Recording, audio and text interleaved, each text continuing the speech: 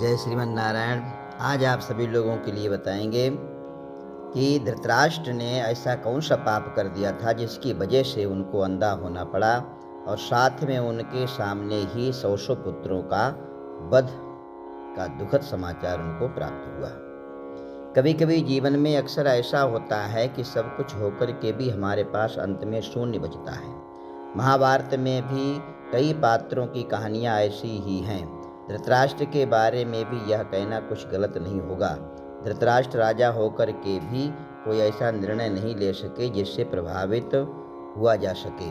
कहा जाता है कि धृतराष्ट्र की कुंठा का सबसे बड़ा कारण था कि वो नेत्रहीन थे।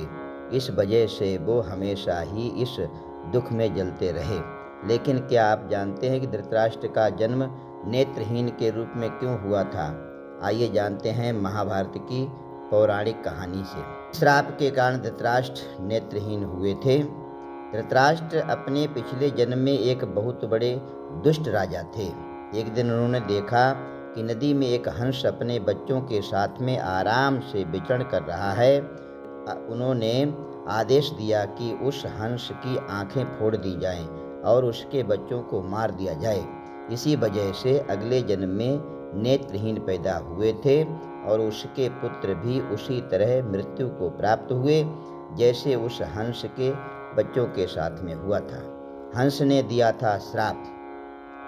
हंस ने मरते हुए धृतराष्ट्र को ये श्राप दिया था कि जिस तरह उसके नेत्रों को निकाला गया है और उसका जीवन समाप्त कर दिया गया, उसी तरह अगले जन्म में नेत्र ना होने की वजह से धृतराष्ट्र को जीवन भर अपमानित होना पड़ेगा। साथ ही उसके सामने उसके पुत्रों की हत्या की जाएगी।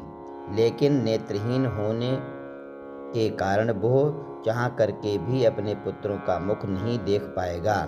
हंस का दिया हुआ श्राप धृतराष्ट्र के अगले जन्म में फलीभूत हुआ और नेत्रहीन होने के कारण धृतराष्ट्र को जीवन भर अपमानित होना पड़ा। जय श्रीमन नारायण।